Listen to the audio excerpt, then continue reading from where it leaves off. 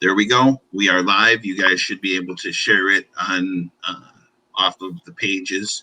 So I will be very quick with this because we have lots and lots of people to talk to today. So I'm Brad with Paintball Therapy, welcoming the team, the adrenaline guys to the room. Guys, welcome. Thank you. Thanks, Brad. Absolutely. People are just starting to pour in right now. So without further ado, how I like to start things is to ask people how they got started in the game. And that just naturally ties you into why we're all here together as well. So we can do it this way. Eric, if you would like to start, then we can just flow the room around. I will be in the back listening. So, Eric, feel free to start. Well, I first started playing, I think, in '95 or so. Went out and played my first time with a church group, and really just loved it. Started buying magazines, went and bought an F2 Illustrator, and just that gun was terrible. But I traded it in before I even played with it. So, do you hear any of this? I can't hear anything. Oh, I can hear you. Anyway. Okay. And so I just started playing a good bit through southern right outside of Atlanta in a couple spots. Worked my way up to just creating my own team in the '97, I believe, Young Guns, and jumped on with No Quarter, and then played with Team Extreme out of Paintball Atlanta for the longest time. And then Brass Eagle and A's and a bunch of other teams. So you played with No Quarter from Atlanta area? Uh-huh. Oh, wow. I did not know that. Jody McLemore and Jody, and then McLemore and some of those other guys were really influential in my career, really, because I was 14 or so, and he was letting us go and play. We were playing Zap Masters and all the things out of Nashville and those big events.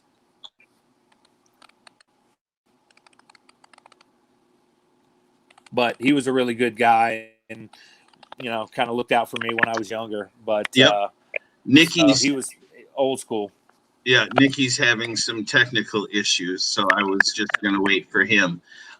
Let's go with James. How about you? How did you get started in paintball? So myself, Chad Fuller, Jason Sire, and Chad Lewis, who are the four guys that formed Adrenaline, we all started within a week of each other. And to this day, myself, Chad Fuller, and Jason still play on the team. And then Chad Lewis passed away. So we started in 1987.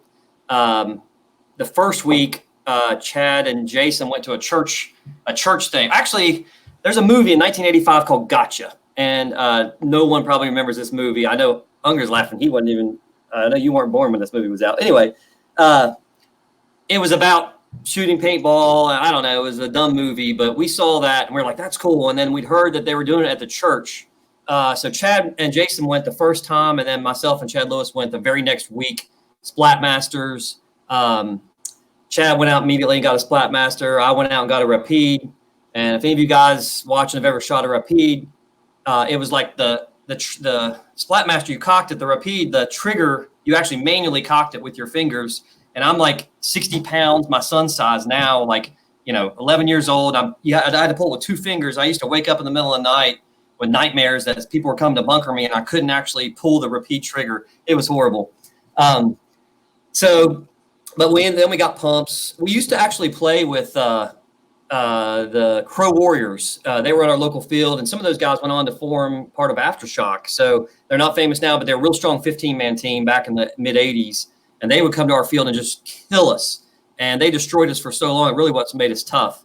And so anyway, we got pumps and went to the woods. We won our first tournament the next year in '88. 12 and 13-year-old kids. And we, loved it and never stopped really since then. Now 30 some years. Jesus. I tell you one thing that's crazy too is So I had a 68 special back when everybody just had like, pumps and stuff like that. No, I had an SMG 60. That was the first, crazy gun that held 15 rounds, fully automatic. Many of you guys remember it. There was a guy that was a lot like Adrenaline that they would take a SMG 60 and make it a 68 special now. It wasn't then. It was before they made it. But they would cut the front off, take it from 50 caliber to 68 caliber, and the 15 round clip, they'd have a 40 round ammo box. And that was the first time I experienced that gun was such a machine gun compared to pumps. I mean, you can imagine running around the field against pumps with an equivalent of a 68 special. There was a year or two when I was just like, everybody wanted to borrow my gun. Right. We never looked back from then, but we started in the woods and we played the woods our whole lives until we were forced out of it. Before I pass it on, I'll say we went to the Spider Cup, and at that point we'd only played MSPA, APL, NAPSA, which is up your way. We played up there and stuff a bunch, but it was all woods. And we went to the Spider Cup, and the first 6 games were in the woods, and then it went to 2 airball, and then semifinals and finals were airball. When we came out of the woods, Dynasty wasn't first. We were. We were undefeated coming out of the woods and had the highest score by far in the Spider Cup. And I was like, I want that green one, and Chad's like, I want the orange one, And then we went to this airball stuff, which we didn't know anything about, and we got destroyed. I mean, we just got destroyed. So that was my first experience with airball. Actually, was at at that level at least was the Spider Cup. Fantastic. Now, how about you, Brandon? How did you get your start into paintball? So when I was younger, I was probably 7 or 8. I went and visited some family up in Michigan. This was probably early 2000s. One of my cousins had a paintball gun. I never used one before, never shot it, had no idea what it was. But we started shooting it around. We were shooting like the telephone poles that were around our grandma's house. And we were just having fun doing some target practice. So I had a lot of fun doing that. And then when I went back here in Arizona, my dad would take me out to go play every couple months, maybe every year or so. And it just kind of grew on me as I got older and older. And then when I was probably about 13, I went to a friend's birthday party at we called it the church field.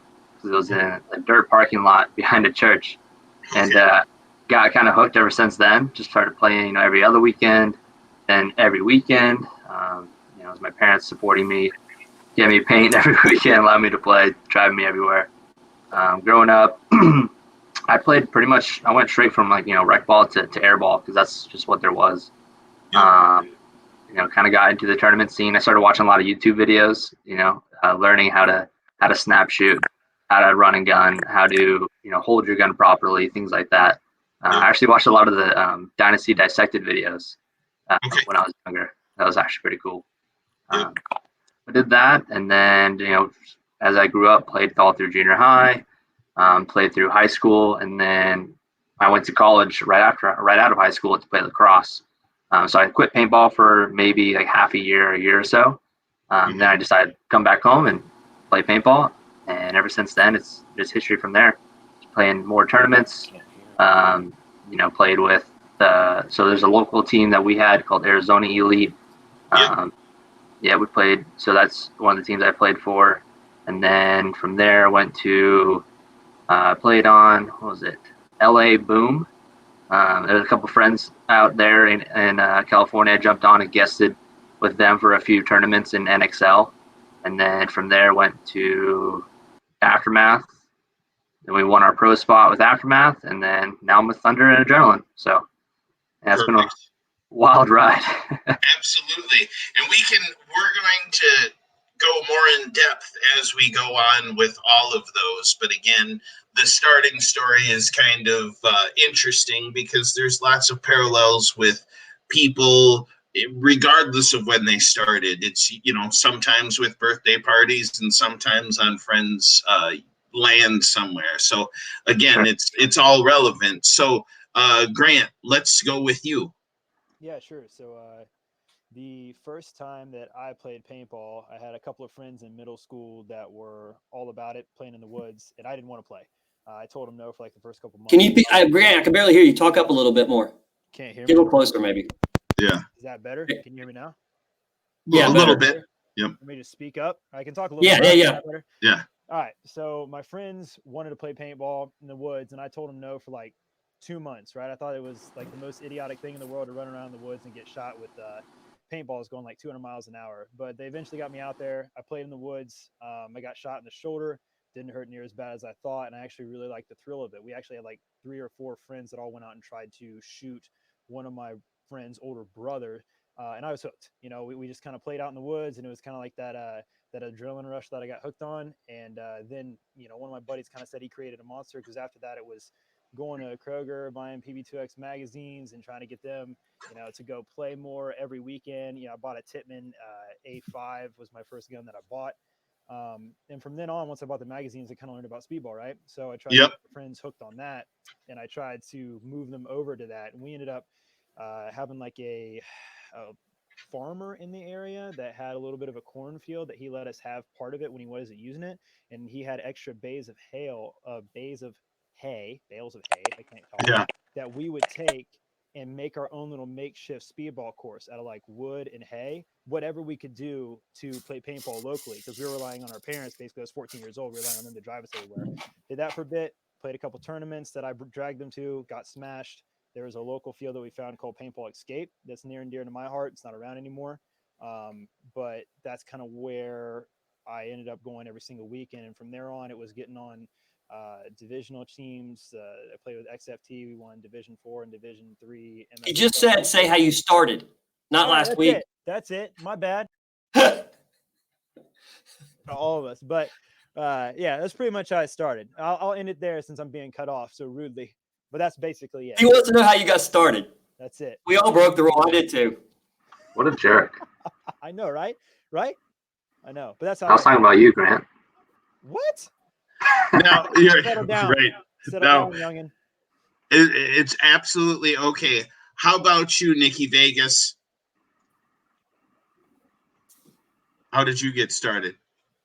Can we hear him? Can anybody else hear him? Can I hear him? No, I think he has some technical issues. Nikki, go out and back in if you can hear us. Yep, out and then back in if you can hear us. Later. Thank you. Now, did I miss anyone else, or is Nikki the Ricky. only one in the Ricky. Yep, Nikki. That's Ricky what I was. Pavers. Ricky, yes. I don't know where he's at. But. Yep. He's everybody else is having issues, technical issues, so they're coming back from that. But while we're waiting for them, I'll tell you a cool story. Yes, please. I actually met Grant. You're not allowed to talk. You're not allowed to talk anymore. It's about you, douche. I actually met Grant. We were at a tournament that we played against them, and we won. And he was on a different team, and he came up and he said, he was young then too. I don't know. He knows how old he was. But he said, "Are you guys the Adrenaline that won the Memphis Indoor?" And I was like, "Yeah." And he's like, I only had like a couple paintball DVDs that I watched a lot. Now that was one of them. He's like, "That's amazing." And anyway, I ended up giving him a jersey. Like, this is years before he played with us. I gave him one of my jerseys, and like years later, end up like, "Hey, you want to?" Yeah. After I saw him play more, I was like, "You should come play with us." So, and I met him long before then. I gave him a jersey, like at the field. I mean, he wasn't like 10 or anything, but it was years before he played with us. No, That's fantastic. Vegas, are you better with the audio and video now? Nah. No, I still can't hear you. Okay. Yes. We'll get Ricky's in, and then Nikki, you can fix that audio issue. So we can now let Ricky's in. Just like pretend he's Vegas. Right. Ricky, why don't you share with us You're muted, Ricky. how you started? Take yourself off. Your mute. mic is currently, so there you go. Hey, shut up. Hey, can y'all hear me? Yeah. Yep. Hey, is this thing on? Okay. I got in and out a couple times on purpose because mine was all staticky and I don't know what was going on. Maybe it was just Grant talking. Too about much all his- excellence in one room. Yeah, Grant was awesome all of a sudden. I don't know what the hell happened. So, All right, I'll take the ball. talking about how we started, I guess mine's a little different than some. I guess it's funny. My older brother, bought a Splatmaster, and we had one other friend that had a Splatmaster, and we just decided, this is in, I'm gonna say 8th grade. We decided to all go playing, and Wait, anyway, you're all supposed to tell a starting story, but you have to go through the helmet because that's one of my favorite stories. You'll at least do the helmet story. shut up! I'm going with the helmet. All right, so I'm the baby of the family, and my mom is super protective of me. So we talk about this. She gets on, she studies, she tries to figure out what about the paintball thing. So I got to be extremely safe. So I get these goggles, and I get a white motorcycle helmet. So that's what I have to wear. And we're playing in about a 10-acre area. It's got a gravel pit. It's got woods. It's got places you can hide, but it's pretty hard to hide when you're looking like a person walking around. But anyway, so that's the spill. There was 14 of us the first time I played. 2 of us had guns. I think there were 10 slingshots, and there was 2 people that didn't have anything. I don't really know how the hell they wanted to play, but we went out and we took hostages. We did all kinds of things, and that's how it started. We went from one Splatmaster, and I think it was a repeat, like James talked about, to 3 or 4 or 5 Splatmasters. To we ended up, I think I jumped up to it was a Tracer pump gun. Still playing in the same 10-acre area. Well, I eventually went to a Tippmann Pro-Am. There was 2 other guys. One of them got an F1 Illustrator. It wasn't an F2 that I think Eric said he had. So it was in the first rate, or first round. 2 Tippmanns and then. Oh, he got dropped. Nikki, how about you? Are your audio video cues better? He was working before, so it was one of those things. Are you guys out there with me? Yeah. Can you hear us, Vegas? Yep.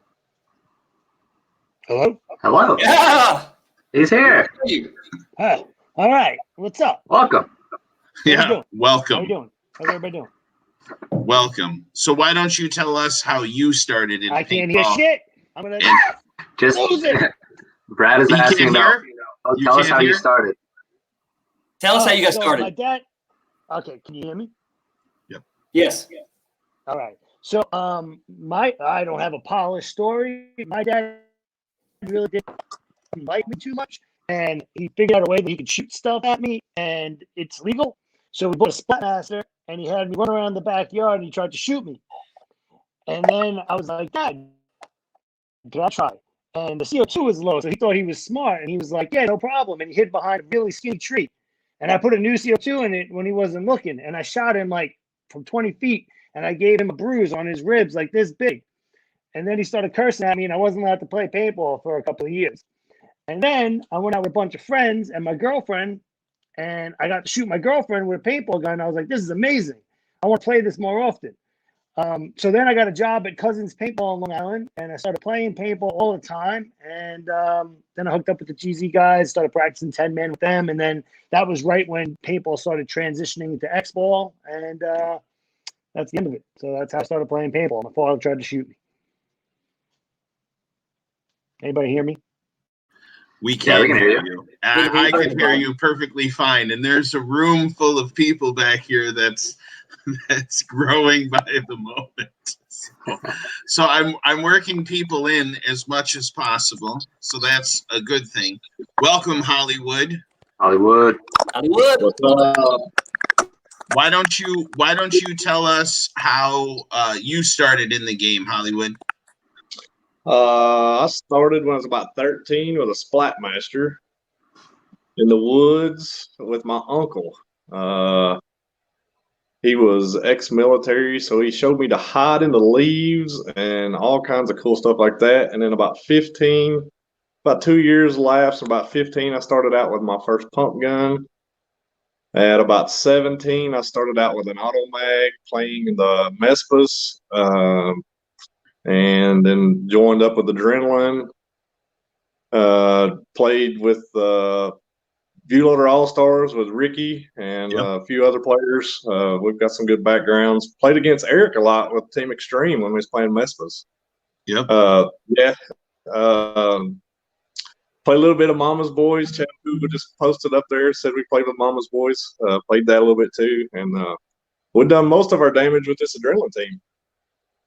Fantastic. The damage you've done is show me you have that banner. Does anybody else have an ICPL Chicago banner at their house? That's where that thing is. You thief. That's where it went. Hey. I don't know where that sucker is. Well played. Yeah. Well played, right? Well played. Saving it for this moment right here. Clever. The perfect unveil, apparently. So now where I'm going to go from a direction wise, James, is this. I want you to kind of give me or the viewers a team history. I will sit in the back and cycle through, guys, but please start at the beginning and be as detailed as you wish to be about this. So on with you, sir. So, like I said, we started in '87, and some people just want to go play stuff. We're competitive. Anything we do, we're competitive. When I didn't play paintball for a couple of years, I had to do something, so I did motocross. So I always want to be competing. Well, luckily, my friends are the same way, so we formed a team right away. The first one was called Young Guns. That lasted about 6 months. And then we changed it to Deadly Assault Force, DAF, because back then teams had like 7 names. It was before the one name teams. And we played that for a while. We played the first amateur open under that name and the second amateur open, got a second, I think. So we played under the Deadly Assault Force for a little bit. But then I don't know, in the mid 90s, we changed to Adrenaline. Myself, Jason, and Chad, day one players. Over the years, we found out that we had a good 5-man team, but the 10-man was where it was at.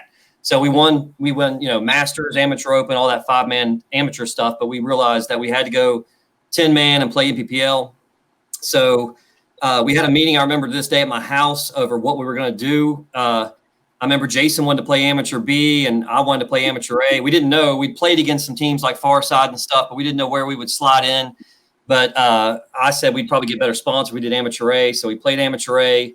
I think maybe Hollywood played that first World Cup with us. We picked up somebody randomly at World Cup, and I think that's where I met Hollywood. But anyway, we ended up playing Naughty Dogs, and we had no matching uniforms, anything, and we beat them.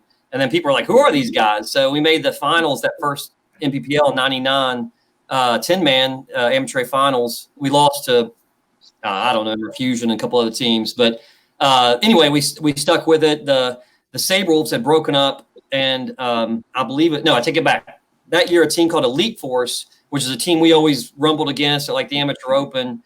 It was at those events, it was more of a regional, even though it was an international event. And it was always us and Elite Force, Sonic Rage, the team Hans Simmelsberger mentioned the other night, the Johnstown Highlanders, Nemesis from Florida. They're always like, 8 or 10 teams that were battling out. And so we just went to those teams. We picked a team, which at that time was Elite Force, and said, hey, you want to join us and play 10-man? We can't put 10 together. You guys can't put 10 together. And so we did that, and we played that for a season. And we did pretty good. And at the end of that season, they left and became Nasty. And we formed the rest of the 10-man with the Sabre Wolves. The Sabre Wolves had broken up. And so we actually did 2 10-man teams with a bunch of the Sabre Wolves. And that's when I came across Ricky and Hollywood and Bailey and Lamar and Trinity, a lot of guys on the team now.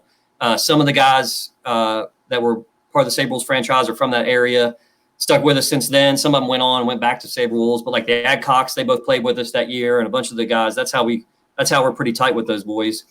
And that's also how we got to, going down there. We met, Eric a lot. And so anyway, then after the whole NXL thing happened, we split up. A lot of people did not want to play that type of event. It did not suit us. It wasn't our style. So we stopped playing for a couple years, and then we couldn't take it anymore. So myself and Hollywood and I think Brandon Mayo and Ricky and a couple other guys played 7-man for a little bit, the NPPL.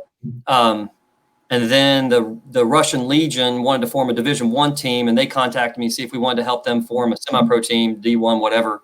And so that was a weird experiment. It was half Russians and half Americans. And so myself and Ricky and Bailey and Hollywood were on that, and Chad. And then we picked up random people, J.C. Whittington and some Bobby was on that for a little bit. And then I actually recruited Eric for that because I was trying to get him on the Russian team, and I was tasked to find Americans that I thought would go well with Russians. So I was working on that for them, and he was this close he would be a Russian Legion right now, but ended up not working out. But we didn't do well enough, so they canned that whole team after 1 year. So we ruined it. That's why there's no Russian Legion D1 team, I guess. We ruined that up for everybody. But we did pretty good. I remember we beat, I told Colt, I remember we beat X Factor. We beat Aftermath, or we tied Aftermath once, but that was before Colt was on the team. But anyway, then we quit for a while and came back in 09. That's when I met Grant and played some MSXLs and some stuff like that. We did really well in MSXLs, and then that was it. Then we were done with paintball until I'd heard about what Tim was doing, the Iron City Classic, and I asked my son, who he was old enough now to understand what I always talked about, if he wanted to see it. And I said, hey, let's go up, kind of a family reunion, see some old friends, and I'll show you what this paintball thing was I used to do. And so I drove him up to the Iron City Classic, and we stayed in a hotel and watched all the games. And on the way home, literally, I was on the horn, like calling people left and right, like, we're going to be ready by Lane's tournament, which is in like 3 months. And we were, and we showed up at Lane's tournament.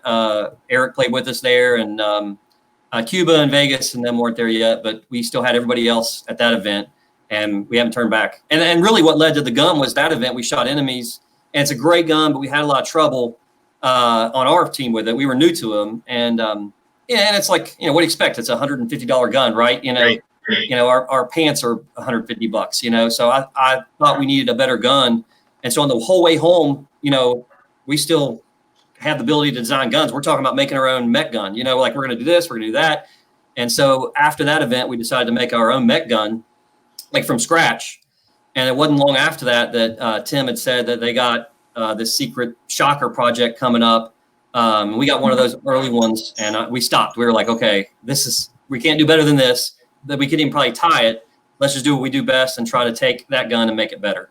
So that's kind of the history and how we got back into mech and why we even made a gun. It was because it's always what it was. Like when we shot our Angels, it was, we wanted to be better. It was we're greedy. We want the best gun we can have, and then we share it. So that's kind of how we started making the mech guns again, was just, we want something better. That makes complete sense. And now, one of the things that's interesting is how all of you came together for the new iteration of the team. Number one, Stunner, let's start with you. How did you get back into the groove of the classic thing? Well, I've been playing with the A's. I think they brought me back in 2015 or 16. We started all playing again, and then I saw James, at ICC 2 years ago, and I just kind of talked with him for a minute, and he invited me to come play in a tournament in Atlanta. So I had a good time with all the guys, and I jumped back on with him. Made me an offer I couldn't refuse, and had a SIG gun. Was finally one of my dreams. So definitely wanted to be a part of the Adrenaline family. So it was, I think, overall a great move for me. Absolutely. And Brandon, how did you? What was your path into the family? So, last year I played on Sun. No, 2 years ago, I guess now. Right when I basically jumped on with Thunder, I was talking to Corey Field, and I was telling him how I never played 10-man before. Never played Hyperball. Like, I've never played anything besides 5-man airball. Well, I did play 7-man, but that's it. And one day he hit me up and he said, "Hey, I know a guy who wants to know if you want to play." So I'm like, "Oh, well, hell yeah, I still want to play."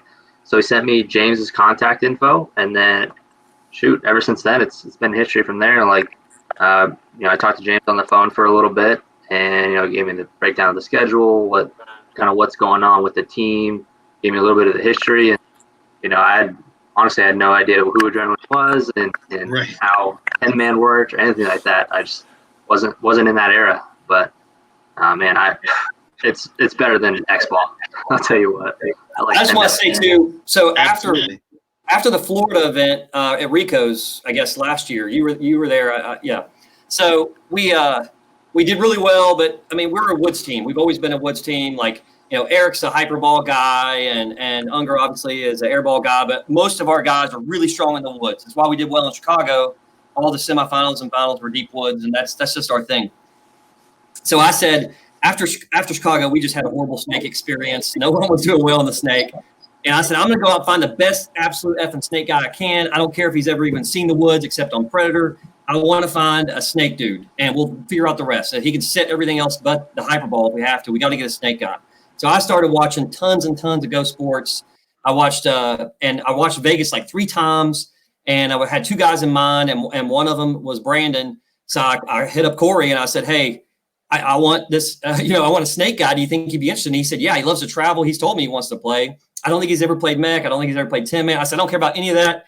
He's going to play airball type bunker because he's going to play the snake. He can sit in the woods for all I care. Luckily, when he played Chicago, he killed it in the woods too, so it worked out for everyone. But that's how we got. I just set out to find the best possible snake player on a. Maybe James lagged there for a little bit, but the best snake player, and that's where we left it. So, Grant, how did you get into this version of adrenaline? So kind of how James touched on earlier, I battled against his team. I was on a team called Columbus Wicked and played what used to be the TPA Paintball Series up in Northern Ohio in Alliance. And we kind of went back and forth all year long in that series. They eventually won the series, but they liked some of our guys well enough to invite us out to do MSXLs. So I played some MSXLs with them, played well enough. They retired for their, I guess, second time, something like that. And I went on to play paintball. I went into college. I played with Ohio State. I played with XFT and won D4 and D3 MSXL there with those teams out of my local field. And when this whole 10-man resurgence kind of started back up, James kind of reached out to me and said they're thinking about playing. I think it was Atlanta, Georgia. It was the first event that Dearman was on there too. He asked if I want to play that event. I said, sure. And then the next year, the ICPL kind of started formed or whatever. And James kind of took, some people from the Georgia, almost all of us from the Georgia event, and see who wanted to play. And that was it. It was a wrap. I kind of like how James said, I had known about adrenaline since I was a kid. Because like Unger, I used to watch Dynasty Dissected, Push, all kinds of DVDs. And I saw Memphis Indoor 2002 DVD where at the end of it, James and Adrenaline, they were flashing 10 grand in cash in front of the camera. I just thought that was completely badass. It was completely badass. So I knew them from early on. And then when I got to play against them and meet those guys, it was just kind of cool. And I guess I played well enough to get an invite from James, and the rest is history. Here I am.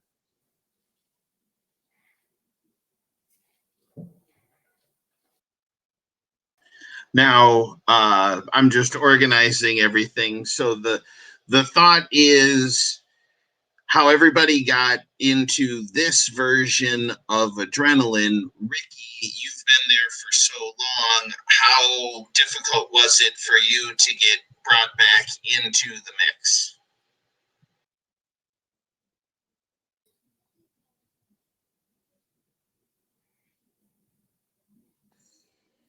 I think Ricky might, use your mic off. Yeah, I heard that. Okay. Ask that question again, Brad, please. You've been with adrenaline for a while. How difficult was it for them to talk you into coming back into this version of paintball? With the new classic movement. I'm going to say it wasn't too hard.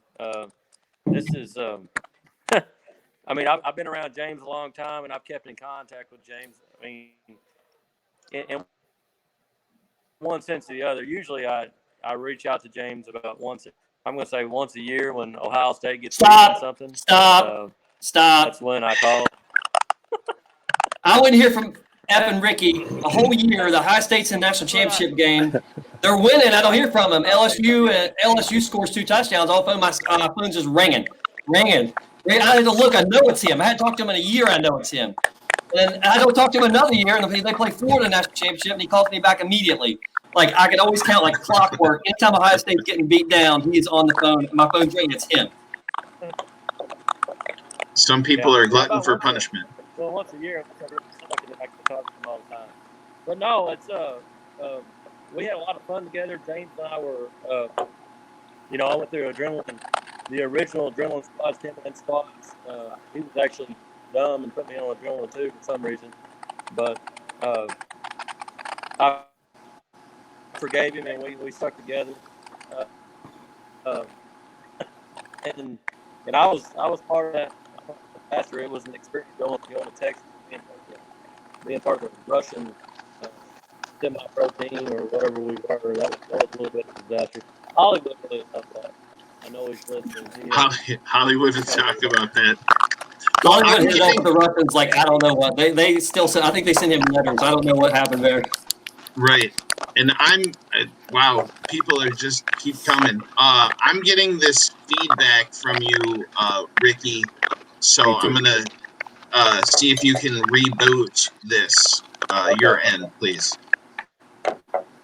Yep, I'll tell you while he's gone, I was recruiting for Adrenaline 2 in that Sabre Wolves area down in Nashville area. And I found a team that was him, Brandon Mayo, and Nick Odette, who ended up playing for, I think, Miami Effect. And he played with All-Americans and stuff for a little bit. And these three kids were called 3 to Envy or something like that. I'm sure they could correct me, but I think it was 3 to Envy. And I said, I want all you guys, and end up being Ricky, Brandon, and Nick, and all of those guys have played, forever at the highest level. So I remember they were young, and I was like, you want one of us? And I was like, yes, you're all in. Let's go. So, and I took, when he's giving me a hard time, I put Mayo on the first team, and I put Ricky on the second team. Here's this man in black that I just wanted to bring in. We're going to give him. He doesn't want you to see his bald head, so he's like trying to Of course. Oh, I love it. Bro. Do you have one of those like FBI, like your disguise things going on? Like Craigslist stalker right now. He's stuck in his trunk. Somebody's hijacked him. Yes. We will work on your visuals, Lamar, and I'll bring the other guys in. I just wanted to welcome you. And you can sit in the back room as well. So we'll work with that, the lighting in your room. Turn the lights on. You are. He's in the dark, dude. He's chilling in the dark. So sorry, I had to do that. And then I'll bring Hollywood in to tell his side of the story. So because I believe that's what Ricky was alluding to. So please, Hollywood. He's not going to say a lot of the Russian stuff, but he can maybe say some of it.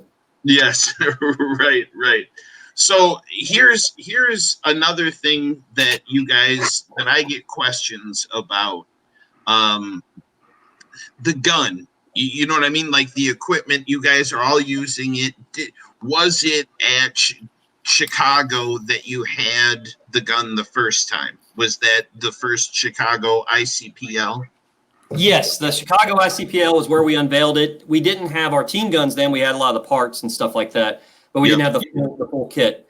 That's when we only had like 2 done there, and that one of them was one they took the pictures of. Okay, fantastic. And I'll say this, like whenever Adrenaline makes a gun, it takes that long. So we started, I told you about the story about Lane's event. That was we started in March of 18 hard on the gun. Lane's event was in December, but we started real hard in March of 18 and we debuted it in June of 19. So over a year. That Chicago was June of 19. So it takes us about a year to make a gun like that. Yeah. And it's one of the newer mechanical platforms, but it's fantastic. People speak absolutely high praise about it.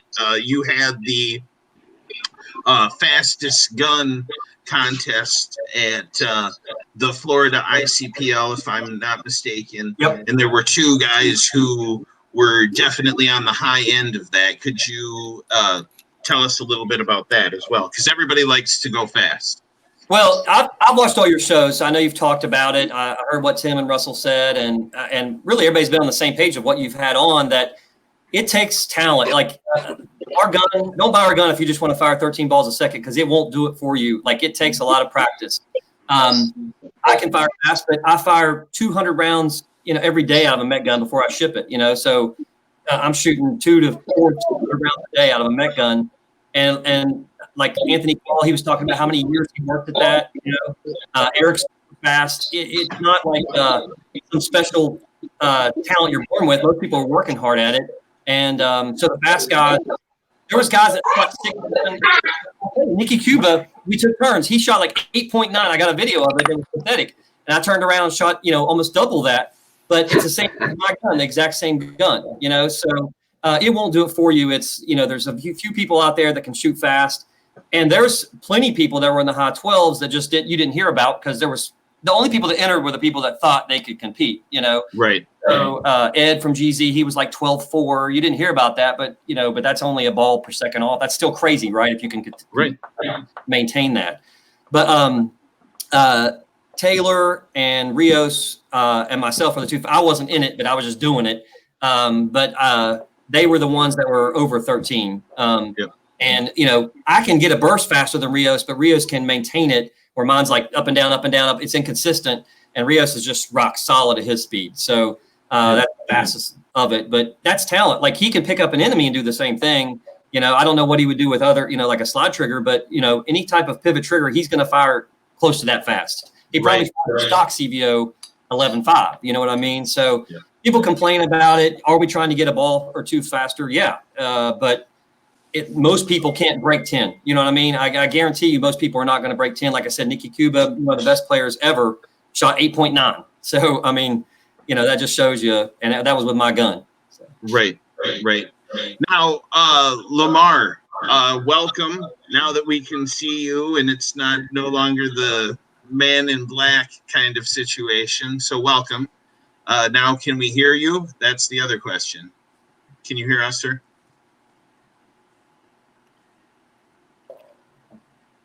We can't hear you, so feel free to jump out and jump back in. Close it out, close Leaf Studio, and come back, Lamar, if you can hear us.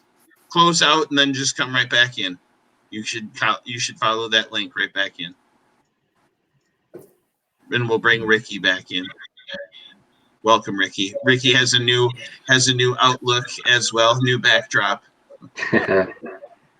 Yeah, I think I found out somebody was listening to the show within my house, so that may have been a problem. But it could have been. It could have been. It's the audio and video is much better now. So welcome. Thank you. Now, let's discuss the classic format, shall we? There's been discussions, and you guys have the full scope of new players and seasoned players, veterans of the game. Do you guys feel that some of the classic fields are getting too small, or do you feel that it's more or less adapting to each field the way that it is? I will let you start with this, James, and I'll bring Lamar back in and listen from the back room. Well, probably we have different opinions. Like, you know, if you watched the documentary they did of ICC, Dearman was saying, you know, like, he's not a woods. He likes woods, but he's a hyperball guy. Well, I can tell you, I'm a woods guy, and you know, Bailey's a woods guy. I don't, you know, there was a little bit of mixture of that. Chad, who's an amazing woods guy. I'm sure Unger probably likes hyperball, but I wish that they were in the woods. We were going to go to the woods. You know what it is. You've been talking about the World Woodball Championship or whatever it is. We were planning on going to that because, again, I think that's one of our strong suits for most of us. But I wish they were all really big woods fields. What they played in Florida was very small for us. It was, you know, more of a hybrid. Both of them really were. You know, one of them was not a lot of bunkers. The other one was very small. But I prefer traditional woods to be predominant. I don't mind hyperball. I like hyperball, but I wish it was predominantly large wood fields where you can't see people on the other side. You can't even see the tape. You can't see your teammates. Those are going to be our strong suits. So selfishly, I like that, and that's what I grew up on. Anybody that played you watched the documentary recently. They're talking about 2-hour games. I played, 45-minute, 1-hour games when we first started. So the bigger it is, the more I like it. So I wish it was a little bigger. But I understand that they want to grow it, have more televised, more Go Sports, more spectator friendly. But I feel like we did that in 2002, and some of it was for the negative. But 03, I guess, is when they started it. But that's just my opinion. Everybody on this team is going to have different opinions. Right. And that makes complete sense because people like to play for different reasons. Some people like the air ball where it's small and very intense, but you can get that intensity as well from the larger fields. And it does give you a little bit of flexibility of game styles where, again, you have one side that can be blown, the other side you can be on their end, and then it just completely flips mid-game sides. So there is, different aspects of the game with the larger fields for sure. Well, Vegas won't believe this, but one of our Chicago strategy was to try to sneak around the teams on the right side of the field, but he was on the left, so he's going to say that's where all the killing happened. I'm sure. Wait, But what? nobody was on the outside, so we tried to sneak around the right side of the field and go behind everybody, and that's what we did most games. So. Where's the first side of the field? Oh, we'll send Vegas over there. Everybody else go to the other side. Where does everybody not want to play? Damn you, game. And that's one of the things that I'm sure that they can count on you over there, Nikki, is just doing exactly what you need to do to make it happen. It's that confidence that you have. I'm glad somebody. I don't really think that's what they believe, but I'll take that from you any day of the week. I love you. I'm my new favorite person. We trust you to hold it it down over there. I see it. Lamar, again, welcome now that we can see you and everything's great. Are you able to talk to us? No. No. He is not able to talk to us. And I don't believe his mic is muted, but it might be on his end. It should show on mine if it is or if it isn't. Now, James, I have a very good assignment for you when I cycle these guys through. Why don't you give me some of the your favorite stories from adding these guys onto your team, onto Adrenaline? So we can start with Nikki, who's to your left, and I'll bring other people in as well. But give us a little story from everybody's perspective.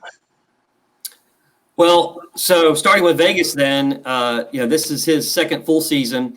Last season, I wanted to add 2 players to be – so we got all these, slow, methodical gunfighters, woods ballers that are going to win gunfights usually, but not super aggressive or up the middle. We have those guys like Hollywood, but most of our team is a very similar type of player. And so I was talking to someone, I think maybe Montresor, and he said – if you guys are a couple aggressive front guys from, being a different team. And so I set out to pick up a couple front guys that were aggressive. And it was right around that time that we got Vegas, and we played Vegas without Unger one event, and that was the Rico's event when we struggled in the Snake.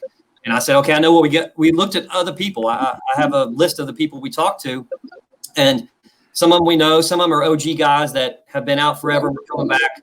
But I said, no, we need like a young, fast guy because we're all not young and fast anymore. Most of us aren't. Although I just played with Colt in Florida, and he's probably faster than Unger. He boosted our whole side of the field. He is so fast. I would love for him and Unger to race. Cole, if you're on this, we're racing. Yeah. Cole, here's this. Honestly, I don't know. I'm not saying I'm putting money on it, but he's very fast. But anyway, we wanted someone young and fresh, so we brought in Unger in Vegas right about the same time. And I told you Unger's story, but how we got him in, and Vegas was almost the exact same story. And I'd watched Vegas play main event actually for GZ, and just killing it for Ground Zero. And a lot of stuff I watch people like Eric is really on. Although we've known him forever, and he played with us at Lane's event. It was Iron City Classic 2 years ago. And he was just dominating Hyperball, by far the best performer on Hyperball 2 years ago. And I said, guys, we got to get Eric. He's killing it. And so, I saw Vegas do that at Lane's event for Ground Zero. I didn't even know this story because I don't want to give it to him. It'll make his hat not fit. But I watched him just kill it. I watched him kill it for Ground Zero at Lane's event, and I was like, man, he just murdered people. We got to try to get him. So a lot of it, you see somebody, and you're like, if you got an opening, we don't have openings. We don't ever have tryouts. But if you do, you got somebody in mind already, and that's what we got. And that's how Vegas came around. Nicest thing you ever said, James. Nice thing you ever said. Love you. It was a very nice thing that he said, wasn't it, James? I don't know if everybody else is getting a feedback from your feed, but you might want to log out and jump back in because I was getting kind of a weird vibration hum in there. So guys, since James not in the room, let's have a conversation about this. What kind of captain is James to play for? We'll start with you, Hollywood. Oh, put me on the spot first. Brandon. He's good captain. Usually got skipped. Yeah. I'll go for it, Hollywood. You're good. James is awesome, man. He takes care of a lot of us, looking out for us, on the field, off the field. It's great having him there, obviously at the tournaments, because one, he's playing, pretty good communicator, and especially just off field, having him and his family there. They're just great people, and I don't think you can really ask for much more from a captain. Just a supportive person, someone who's there for the team, who's selfless, and is going to do whatever it takes to win. Absolutely. Hollywood, you've got your shot again. Yeah, he said it all. James has always took care of us. He's always kept us in some of the best sponsors that we could find. I've played with these guys off and on for many years, and we've never needed anything. We've always been everything we've needed. Great. Just takes care of everything. There's, even when we did the 3-man stuff, the 7-man stuff, 10-man stuff, it's all taken care of. We show up and just have to worry about doing our jobs, and he takes care of the rest of it. He's a very passionate one, isn't he? Would you guys agree? Absolutely. Yeah, it's Definitely. One of those things that very few leaders have that passion that's needed to lead men. So I see it from my perspective. And now that he's back and we can cease talking about him, I will ask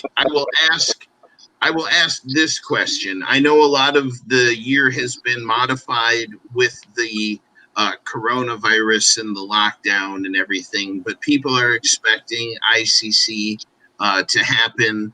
I know that the Woods Ball World Cup, Kevin Donaldson just had a press release saying that it was pushed back.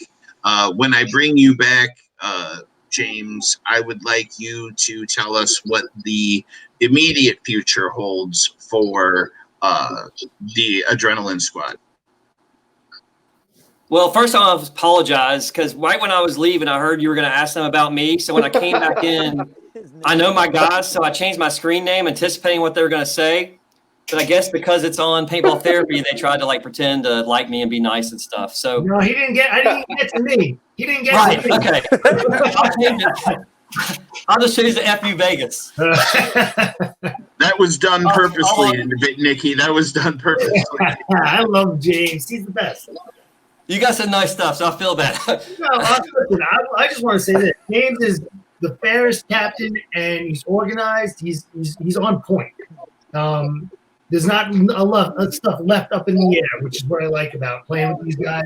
They're all great guys to be with, but James brings everybody together and does a very good job at keeping everything moving, which is, all the personalities, just trying to keep track of me and Cuba and everything.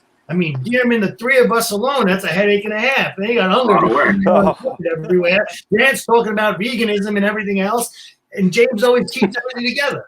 He keeps everything going and moving forward. Which I got fresh air. Videos. We got one guy that can't eat meat. We got one guy that can't walk. I got to manage airport accommodations for that kind of stuff. It's special.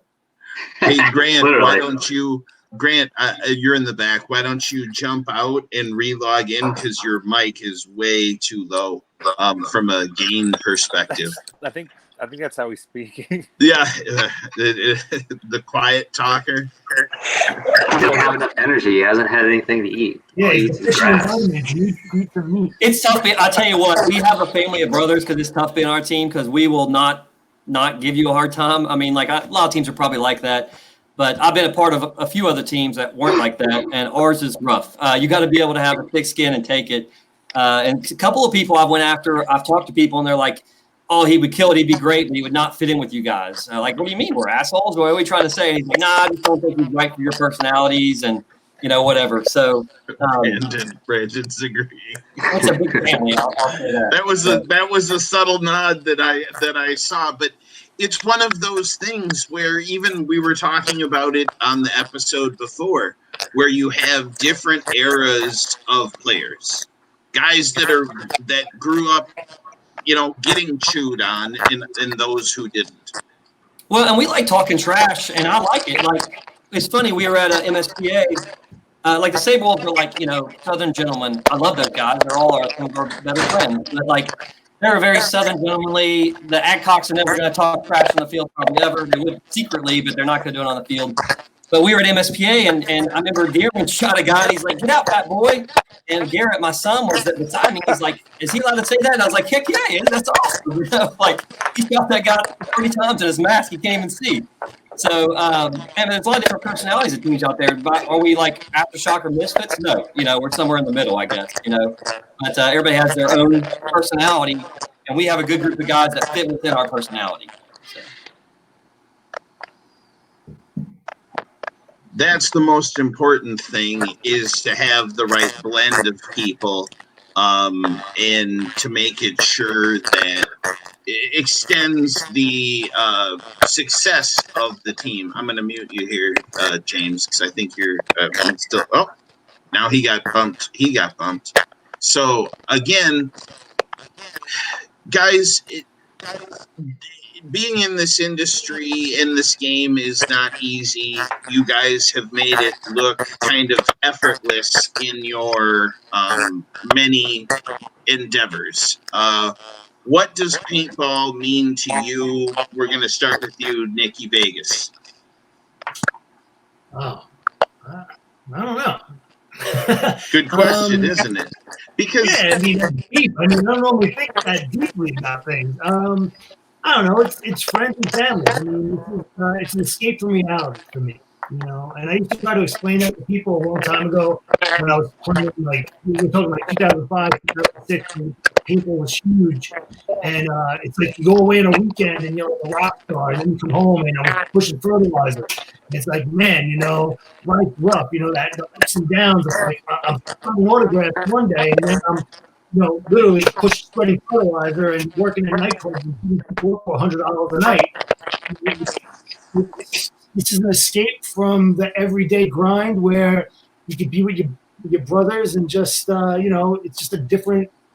It's a different outlook. It's something that most people never understand if they never do it. You get to travel with 100 of your best friends and meet up at these places, and have a little battle, and then afterwards, tell some stories and drink beers, and just it's surreal. I can't. There's no one phrase I could say to describe paintball.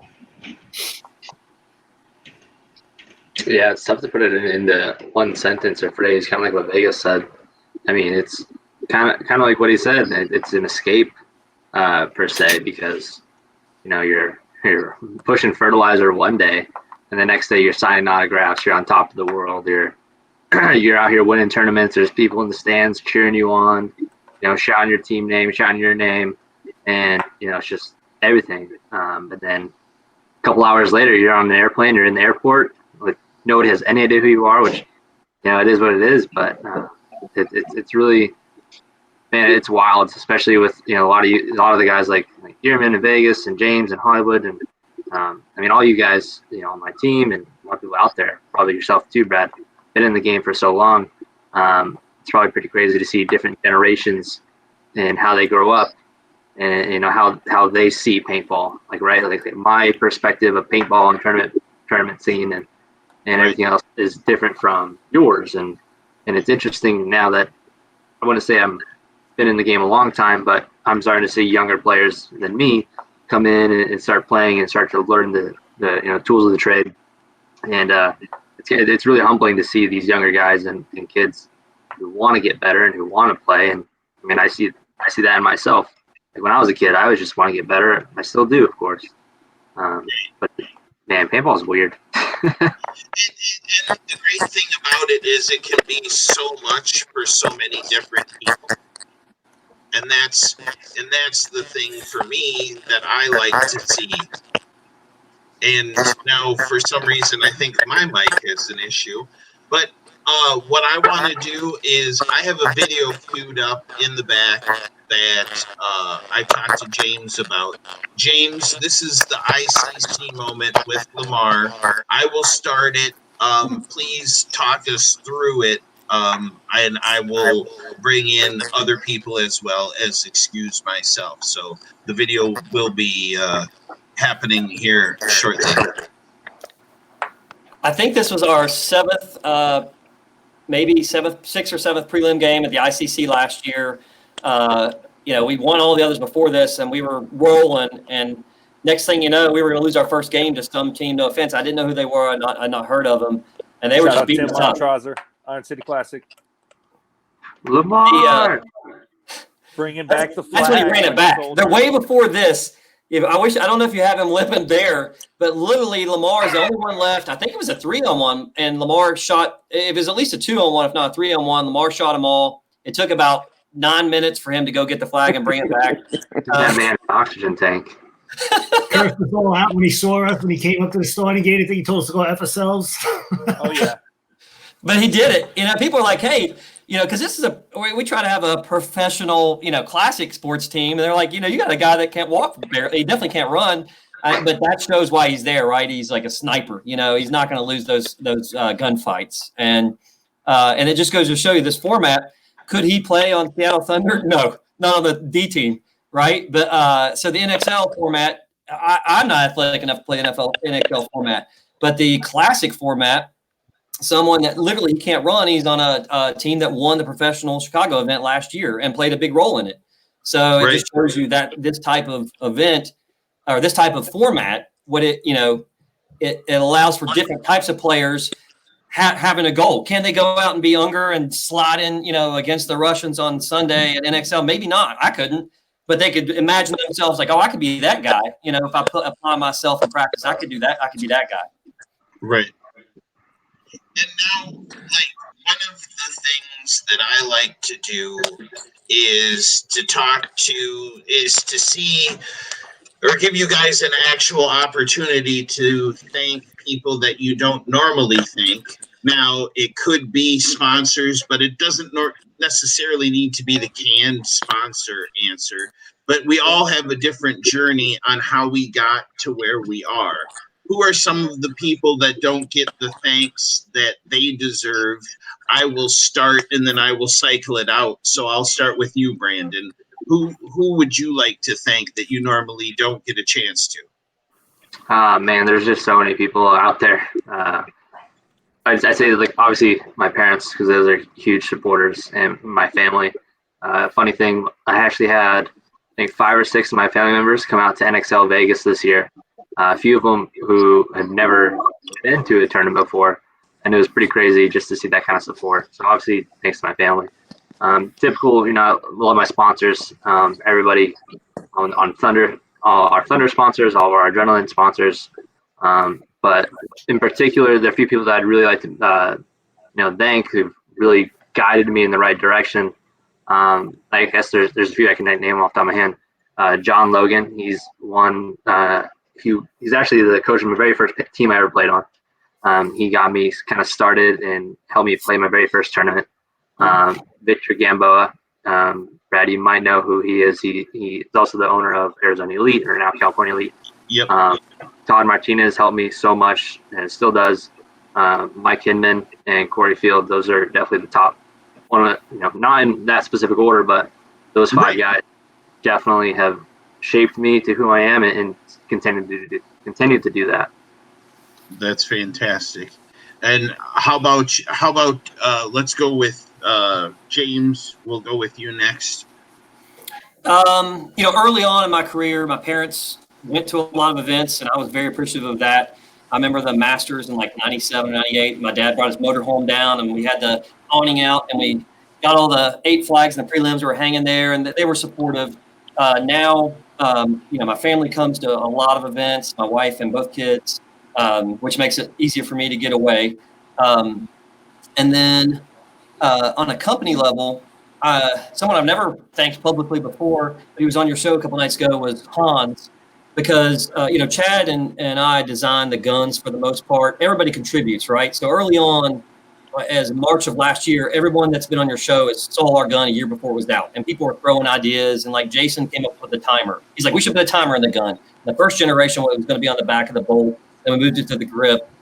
But Hans has been critical in like, me and Chad have these dreams like, hey, can we do this?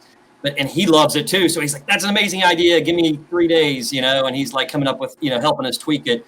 And he's a genius, so he's been a huge factor in helping us figure out how to engineer some of our dreams that are beyond our abilities. But so from a company level, he's been a huge help over the years, back all the way to the impulses, which we did in 2002, 18 years ago.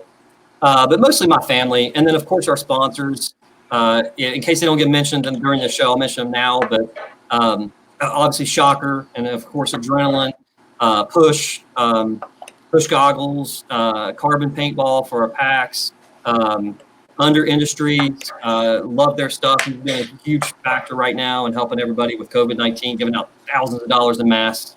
Cool dude. Veil Camouflage. Who am I forgetting, boys? Anybody you can think of? I'm going to miss somebody. Virtue, thank you.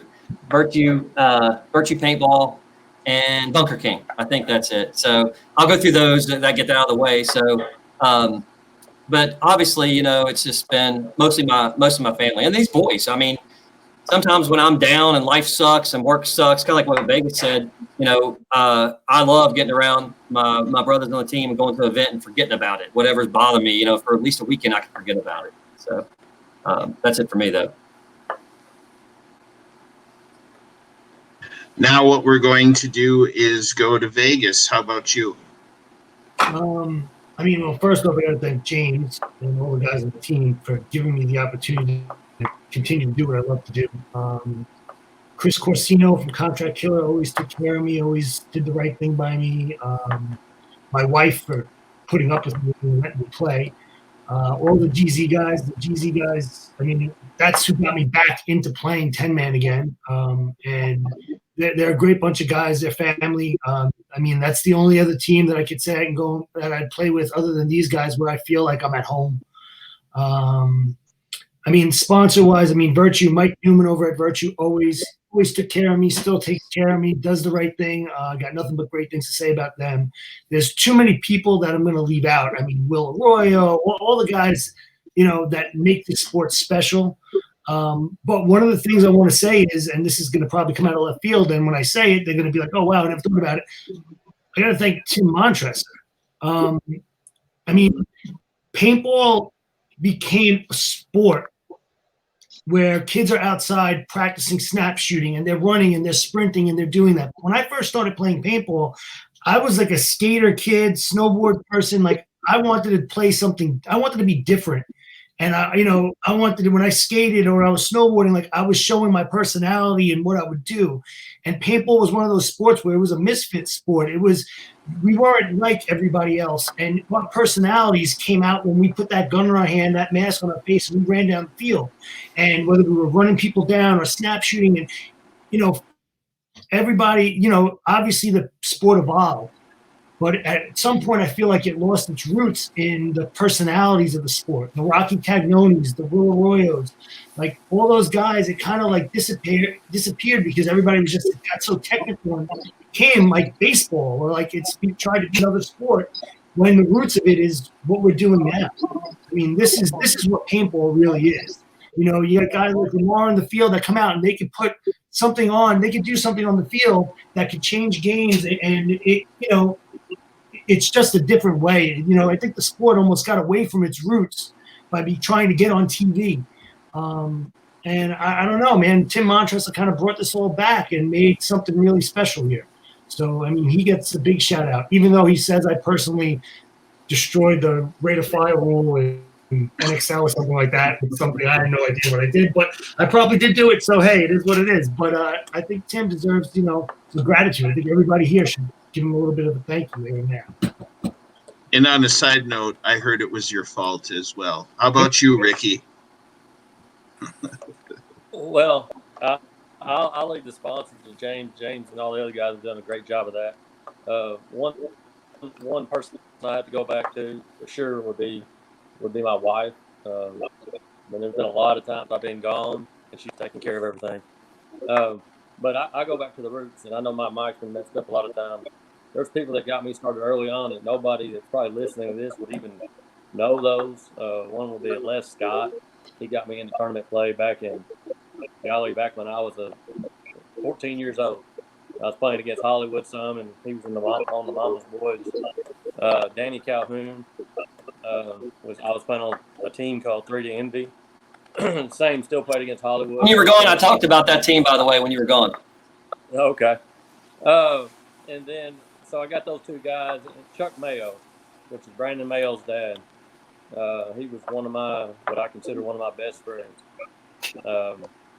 We did a lot of things together. We had a field together.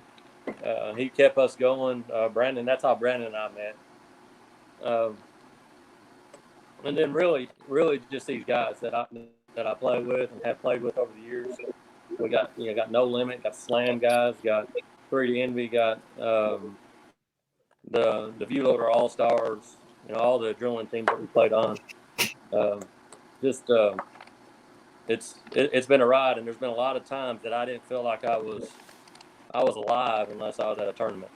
And life caught up to us, and we've all had kids and got jobs and become grown-ups, but it is nice to go back to that. And it's we haven't really got to play in the last few months, but when we all get together, it is kind of neat. We got the Brandon Ungers of the world. We got all of us guys that's known each other for a long time. We got Grant. I mean, we all have a good time. We all pick on each other. We try to leave Vegas at the room as much as we can.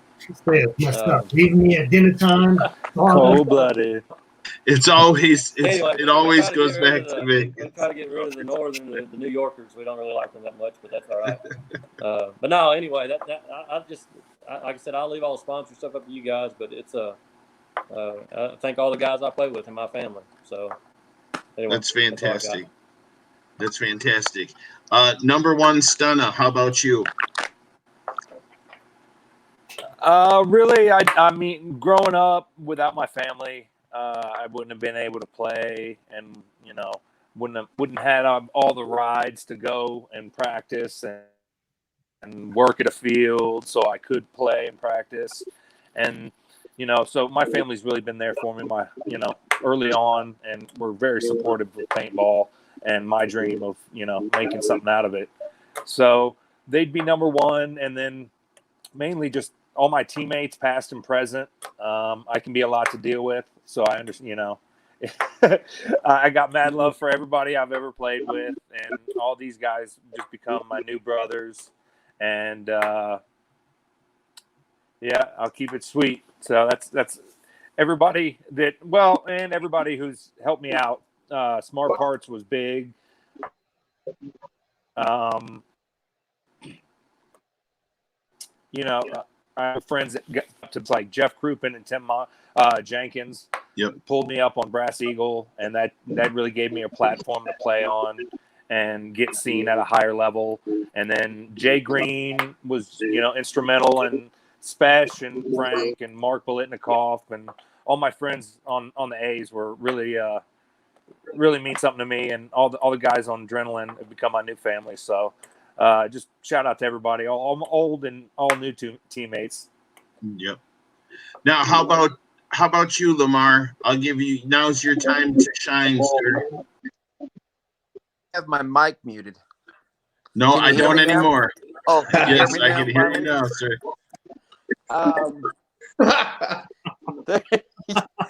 There's I guess a long list of people that have helped me play, and of course James for giving me the opportunity to play when my speed is non-existent. Yeah, I can shoot a gun and hold a lane, but if I got to run through that lane, we're screwed. My wife would probably actually thank y'all for getting me out of her hair a lot more than, but just the joy of getting out with friends and being active and doing something. Me and Brian went out and played last weekend for the first time in a long time, and reminded me of how much I did enjoy it. So just Ricky, Bailey, Hollywood. I've known those guys for 20 years probably. And I didn't start playing until I was in my mid to late 20s probably. So I was way behind on the curve, but always had a good time and enjoyed myself and just getting out and getting it done, I guess. But the will to win, but that's about all I got, I guess. It really transcends generations and eras, though, because your dedication to the game is mirrored in the youth of the team today. I mean, that's, I believe, an accurate statement. Yeah, I mean, James mentioned the Saberwolves earlier. 3/4 of their team I knew when they couldn't even leave the house after dark, and now they have kids. Right. Jacob and Caleb, I used to take them to the field all the time because neither one of them could drive. And again, they both have kids, so it's been a long road. So, but you've enjoyed it. Oh, every minute of it. Absolutely. I've been lucky enough, I guess, that I wasn't fast enough to injure myself very bad too many times, but and then just the fun of hanging out with everybody. I have almost as much fun hanging out and getting ready for the tournament as I do at the tournament. I greatly enjoy playing, but the camaraderie of being with everybody and talking shit is where I excel at. So well, it's one of all of that. It's one of those things where, from a perspective like I have, where I filmed some of you guys, and where at these classic events, it's pretty much like a family reunion that you welcome other people into your life because you spend the whole day with them. You're cooking out, you're eating, you're watching other teams. It's kind of like, I believe, the way that paintball should be, especially at that level. And I see that coming from you guys all the time. Yeah, I played X-Ball when it first started, and you'd go and you'd be at the field for an hour or two and then leave. Where with this classic thing, you're there all day, so you better be able to get along with the people you're around because it's a pretty active deal all day long. It's not you go for a point and then you're done for a couple hours and go do what you want to do. Not saying it's better or worse, but you better be able to get along with people, or it's going to be a long road. A very long day. Absolutely. That's what helps us. I know you guys spoke of it earlier, but that's what I think bonds our team is everybody can get along and you can talk shit, but at the end of the day, that's all it is poking fun. So it's enjoyable, very enjoyable for me, and I'm very grateful for the opportunity. Absolutely. So, Grant, I believe it's your turn. Yeah, so people I'd like to thank, obviously my mom and dad, for supporting me and instilling a sense of discipline in me to pursue my goals, even when they're a little more difficult or they seem impossible to reach. They always push me to keep going. My wife, for sure. I have a 4-year-old little girl at home, and she holds down the fort every time I go and has nothing but support me when I leave. I'd like to thank James Graley and the whole Graley family for kind of managing all this. And, this team really is a family to me. I've been fortunate enough to find a few teams throughout my career that are really close. I've been on teams that haven't been so close throughout my career, and when you find those teams that are really like brotherhood, you just kind of, you always want to keep coming back, and it gives you, I don't know, even something more to look forward to, just escaping reality on the weekend. It's like actually just going out to see another part of your family. So adrenaline is that for me. Then why you got your banner up temporarily? Because if it was a real banner that you had up all the time, it wouldn't be falling down like it is right now. You can tell you just put that up real quick. I'm at my aunt and uncle's house right now doing Oh, my laundry in the background. Ready to go. Okay, you just settle down there, right? And a couple of people that I would really like to thank before James interrupts me again would be Eric LeBlanc was the field owner of Paintball Escape. That was kind of like my home away from home growing up. We all talk about how paintball has like this teenage angst type of thing to it, and I could go there just kind of escape, the world. He basically set up a field in his front yard, surrounded by a bunch of cornfields. He charged people the bare minimum for paint. And eventually, he did it for the love of the sport. And he put that field on for 12 years. And for 12 years, I went there. So I love that guy. And he's in Massachusetts now. And one other person I'd like to thank, Josh Brown. He's playing with Thunder Horse right now for like the ICPL stuff, but he was my team captain on Columbus Wicked, which is a local team that came up that kind of started out the whole notoriety from James and Adrenaline and everything. But everyone talks about how they have like that coach. I'd never really had a coach in some of my earlier teams, but he was a mentor to me, and he saw something in me and believed in me and kept pushing me to get better, and shot the shit out of me multiple times. But I really do see him as like my paintball mentor. So there's nothing but love for him and his family too. So, and there's always people that I'm going to miss out there. I got love for my OSU family as well. I played for Ohio State Paintball. And a couple of brothers from there like Matthew Doyle and Yasser Hambali, always in my corner, always, and Tara Kamad too. So shout out to all those guys. But that's basically it. I'm done. Speech ended. Your turn again, James. Chief Longwood. Hollywood. How about you? How about your turn now? I've got the most interesting thank you. It's to my wife, Tara.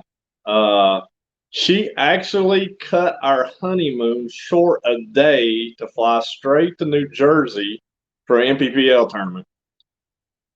She's been 110% supporter my entire career. We have 3 kids that a lot of times they don't get to go, but they get to go as much as we can. That is my number one supporter there, and also my brothers Ricky and Brian, which Brian's not on here tonight. We've been playing paintball together, and Lamar's always been there, and he's been playing on our teams off and on. But us 3 have been playing paintball together for I can't count how many years, at least 20 years probably. But my big shout outs to my wife, Tara. She's, like I said, she gave up a day of honeymoon in Cancun to fly to New Jersey, and it was pouring the rain. It was horrible. And so that's my big shout out right there. She told me why she cut it short, but we won't talk about it on here. Yeah. Well, here's what I want to give James. If there's anything that you feel that needs to be discussed right now, we have a full room of guys in the back as well. So I'll let you kind of say your piece. I mean, we're going on an hour and a half, and it doesn't feel like 10 minutes here because we can have more and more stories. So again, I'd like to invite you back to have like a gun segment, because we're talking about a lot of mechanical guns in different things. But is there anything that you would like to cover tonight since you have these guys here now? Yeah, I'd be glad to. So a lot of these guys are on the team, but not heavily in the company. But you could have some of the company guys, and we'd be glad to come talk about technology and pushing the envelope. But no, I've watched all your shows. I'm glad it's this is kind of like that one. This is a candy apple red with gold. You probably like that one, Eric. It's candy apple red with gold accents. I'm still waiting on my camo gun.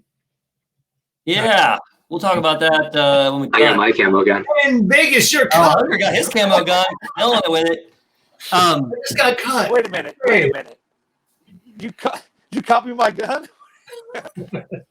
No, Unger got his. No, Dearman has we'll say it now. We got a new camo gun coming out. Vegas doesn't know this, but Dearman's got a camo gun about to ship to us. Then yours is next. Don't worry, Vegas. Mine's 55 down on the list. It's good. You're good, Nick. It's good. 2 years, you jerk. We do have guns in stock, so if somebody's watching and Diamonds on his helped us win the belt. So I love this so much. You guys have no concept. The belt or what? Oh. This is fantastic. But we have 3 or 4 in stock. So if you're looking for one of these mechanical murder weapons that also is what Seattle uses on the field against, any gun right now, Seattle's murdering with them. We just came out with a new version for them. Same time Unger got his new version for the 2020, and they're hot. So and our gun, you've seen it, right? I'm sure the case where it has 2 guns in one. So that's been a big hit because we play both. I like to play both. Some of us don't, but I like to play both. So we plan on playing an X-Ball event this year, an electronic event.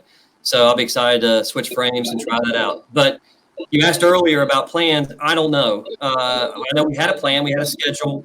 But who knows? We were supposed to play the Woods Ball World Cup.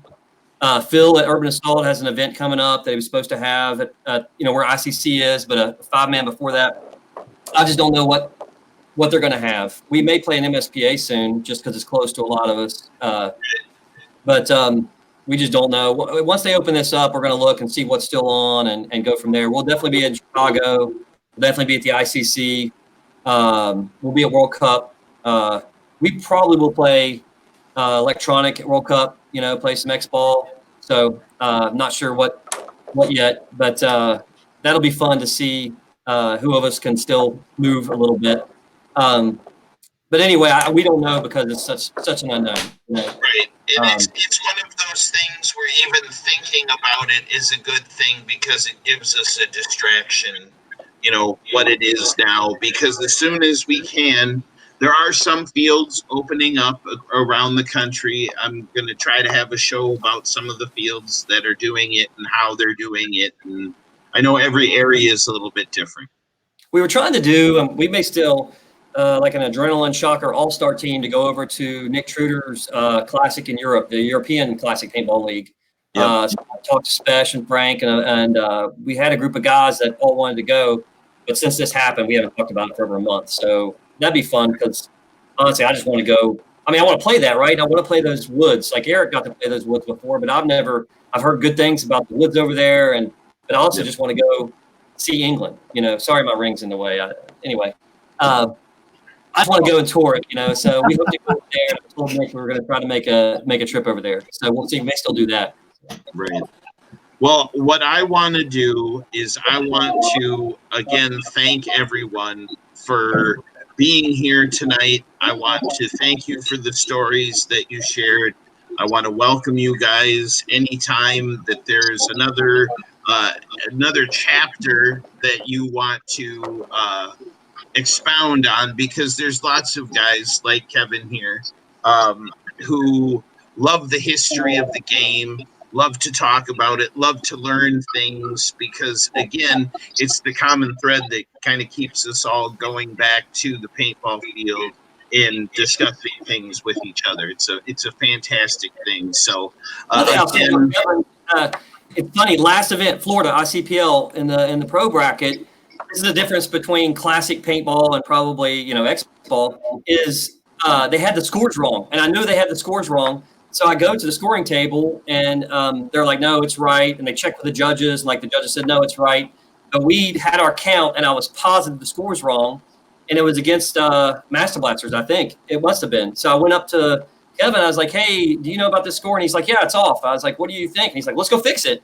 And I was like, you'll do that? And he's like, yeah, it's wrong. I'll fix it. I want to be honest. So he went and said, hey, you're wrong. And they said, no, it's right. And he said, they played us. I'm telling you, it's wrong. Right. So it said, take away, whatever, because live bodies count, right? So they lost a live body and we gained a kill. But, some of the guys were floored, like, why would he do that? That's amazing, but that just shows that's this format, right? So that, and he talks about respect. That's real respect, If he hadn't done that, we wouldn't have got that point change. It was on him and he did it. So that's this format. Well, again, I just want to thank you all who's up here and who's in the back room. Ricky, Lamar, Brandon, all of you guys. Thank you very much for coming on. Let's do this again. We'll have it a little bit less unwieldy with all the guys. But now we know. Now we know where we are, where we need to go, and what we need to paint from this point on, because I'd like to have a more in-depth history lesson, James, because it helps people in the future. Yeah, and like some of the Angel fans, I could talk forever. I think I was telling you earlier, I gave an interview for John about how we got into the Angels as kids, really, and they didn't want us in, and we kind of forced our way in because they wouldn't sell us the guns, the bodies. So we just went and bought them retail and made them anyway, and I got some good stories there. So we could We've go. got a whole another 2 hours of content if you just bring James back here to talk about the history of adrenaline. True. Because I could have done it without Chad and Jason too. So. No. Right. And it's one of those things where, when I have an episode, then people will start sending in questions and, you should have asked, or you should have said something like that. We're already, tomorrow I'll be on my 3rd episode of Image, of just renditions of Team Image and information there. So guys, please, I do want to invite you back, and we can definitely go into more specific areas of discussion so that we can get a clear picture. I'm sorry? I said like Hollywood and his story with the Russians. Right, right. We're right, and he's in the back, I think, safely. He's smiling back there. So again, guys, I want to thank you. I want to welcome you back to do the show anytime. Thank you guys for your time, and people appreciate it, and thank you very much. Thanks for having us. Thank you. Thanks for having us, Brad. Appreciate you, man. Absolutely. You guys can hang out. I'm not kicking anybody out, but we can chat about it here when we're done. So again, I'd like to thank everybody for tuning in, and we'll do this again very soon. So thank you. Thank you, guys.